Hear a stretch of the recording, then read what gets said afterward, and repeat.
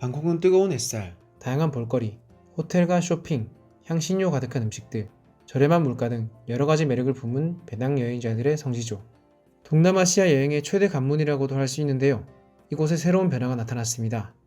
음식점에서는 대마가 들어간 태국 요리, 길거리 가판대에서는 대마가 들어간 젤리, 아이스크림, 스무디, 심지어 편의점에서도 대마 음료를 판매하고 있습니다. 2022년 6월 9일 태국은 아시아 최초, 세계적으로는 캐나다, 우루과이에 이어 세 번째로 대마초를 합법화했기 때문이죠. 물론 의료용 대마에 한해서만입니다. 하지만 놀랍게도 태국이 세계에서 가장 가혹한 마약법을 가진 나라 중 하나였다는 것을 알고 계셨나요?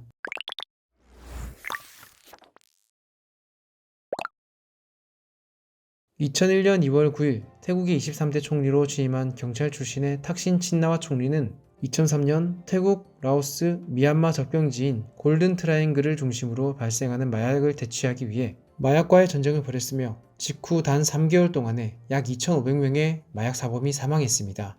이 정책은 큰 인기를 끌었고 다른 동남아시아 국가들도 따랐습니다. 대표적인 예가 2016년 집권한 필리핀의 로드리고 두테르테 대통령으로 그 또한 마약과의 전쟁을 선포하여 마약 범죄자에 대한 즉결 처형권까지 부여하였습니다. 태국은 불과 몇 달 전인 2022년 노을까지만 해도 대마 소지죄로 징역 15년형을 받는 국가였습니다. 세계에서 가장 가혹한 마약법으로 유명한 태국이 왜 갑자기 방향을 바꾸었을까요? 첫 번째는 환경적 이유인데요. 태국은 아편 생산을 위한 최적의 기후와 자연 조건을 갖춘 지역으로 한때 미국에서 유통되는 헤로인의 60%가 태국, 미얀마, 라오스 접경 지역인 골든 트라이앵글 지역에서 나왔을 정도였죠. 하지만 마약에 대한 강력한 제재 이후 상황이 바뀌어 과거에는 태국이 미국으로 불법 대마를 수출했다면 지금은 미국이 태국에 불법 대마를 수출하고 있습니다. 원산지를 증명하기도 어려워 오히려 가격이 저렴한 미국산 대마가 늘어나고 태국의 토종 대마는 줄어드는 상황이 된 것이죠.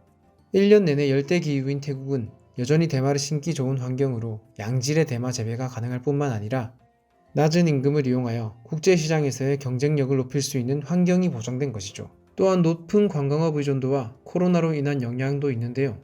2019년 기준 태국은 관광업이 GDP의 11.83%를 담당하는 태국 경제의 중요한 산업으로 나타나고 있습니다.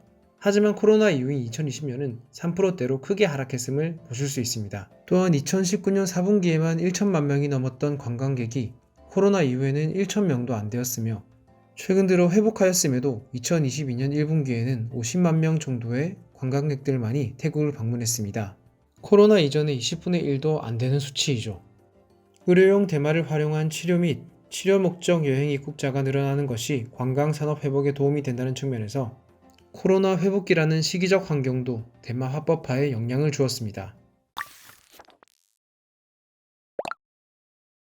두 번째는 정치적 이유입니다. 아누틴 참비라쿨 장관은 2019년 7월 태국 부총리 겸 보건복지부 장관으로 취임하였는데요. 당시 주요 공약이 대마초 합법화였습니다. 세계 최고의 쌀 수출국 중 하나인 태국이지만 농민들이 쌀과 설탕 재배만으로는 생계를 유지하는 데 어려움이 있었습니다. 우리나라도 선거 때 후보자들이 서민들의 삶을 개선하기 위한 정책과 공약을 발표하는데 때로는 표를 얻기 위한 급진적인 공약이 발표되기도 하잖아요. 마찬가지로 참비라쿨 장관은 대마를 재배한다면 이게 농민들의 새로운 수입원이 될 수 있다고 주장한 것이죠.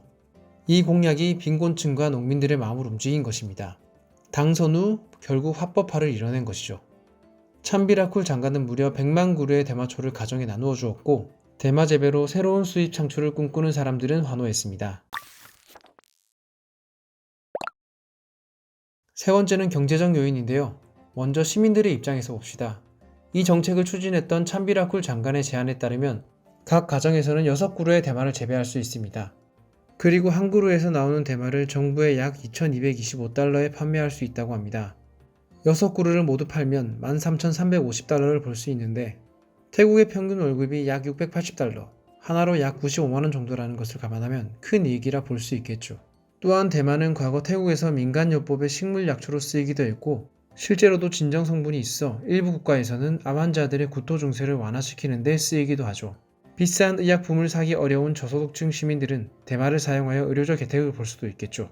기업이나 국가의 입장에서도 마찬가지입니다. 시장 정보기관 리포트에 따르면 의료용 대마초의 글로벌 매출은 2021년에 374억 달러로 추산되었습니다.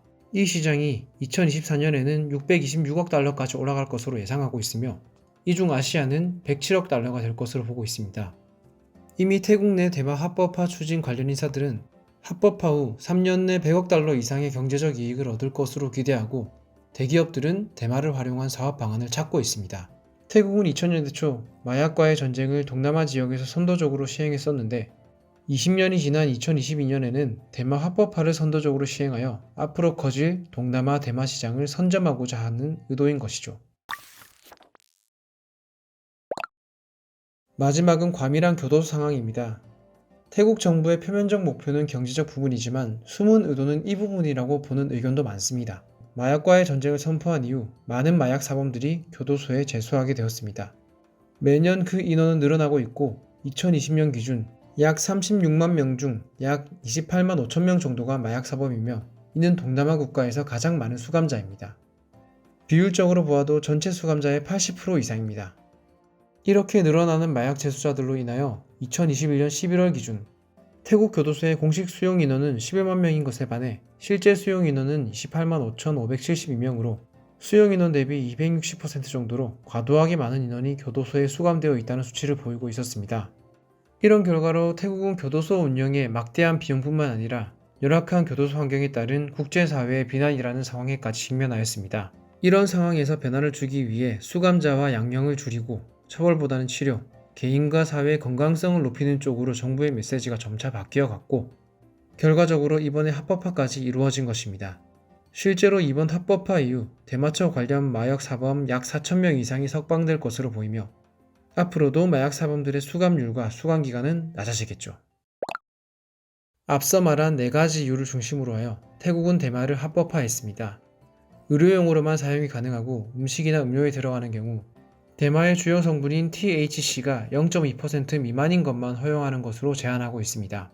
다만 아직까지는 혼란이 있는 것 같습니다. 식당 음식들의 THC 함유량을 어떻게 측정하고 규제할지도 의문입니다. 또 공공장소에서 대마를 피우거나 고농축 대마를 소지하는 사람들을 체포해야 하는데 이는 감옥 수용률을 줄이려는 태국 정부의 생각과 반대되어 실제로 체포가 적극적으로 이루어지지 않을 가능성이 높을 것으로 보입니다. 의료용과 기호용 대마를 구분하는 경계도 애매합니다. 이런 애매한 부분 때문에 태국 정부는 추가적인 규제 도입을 검토 중이라고 하며 한편에서는 경제적 수익 확대를 위해 기호용 대마 합법화까지 추진 중입니다. 태국의 대마가 과연 녹색 금이 될지 여러 부작용을 낳는 악수가 될지 관심을 가지고 지켜보아야 할 것 같습니다. 오늘의 이야기는 이것으로 마치겠습니다. 고맙습니다.